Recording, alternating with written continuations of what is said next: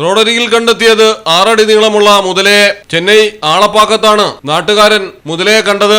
നേരത്തെ പെയ്ത കനത്ത മഴയിൽ ഡിസംബർ 4-നും മുതലയെ റോഡിൽ കണ്ടിരുന്നു. ആളപ്പാക്കത്ത് എയർപോർട്ടിന്റെ ചുറ്റുമതിലിനോട് ചേർന്നായിരുന്നു മുതല കിടന്നിരുന്നത്.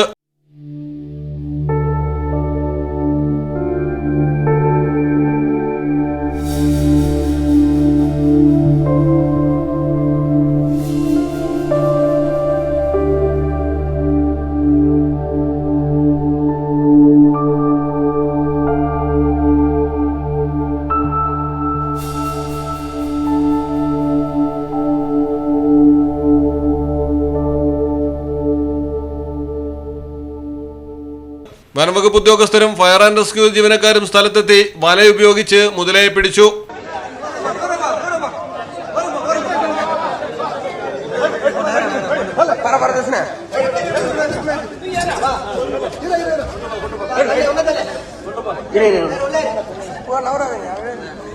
ഗുയിൻഡി നാഷണൽ പാർക്കിലേക്ക് കൊണ്ടുപോയ മുതലയെ എവിടെ തുറന്നുവിടുമെന്ന കാര്യത്തിൽ തീരുമാനമെടുത്തിട്ടില്ലെന്നാണ് അധികൃതർ പറയുന്നത്. അതേസമയം 4-ാം തീയതി റോഡിന് സമീപം കണ്ട മുതല തന്നെയാണോ ഈ പിടിയിലായിരിക്കുന്നതെന്ന കാര്യത്തിലും ആളുകൾക്ക് ആശങ്കയുണ്ട്. News desk Malayalam television. ഇനി ആഘോഷങ്ങൾ വലുതാകും, ആഗ്രഹങ്ങളും.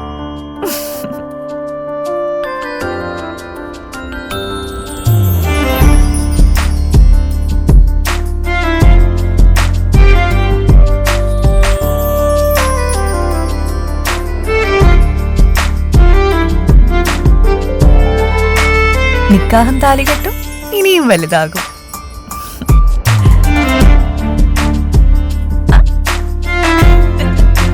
സമ്മാനങ്ങളും സന്തോഷവും ഇനിയും വലുതാകും.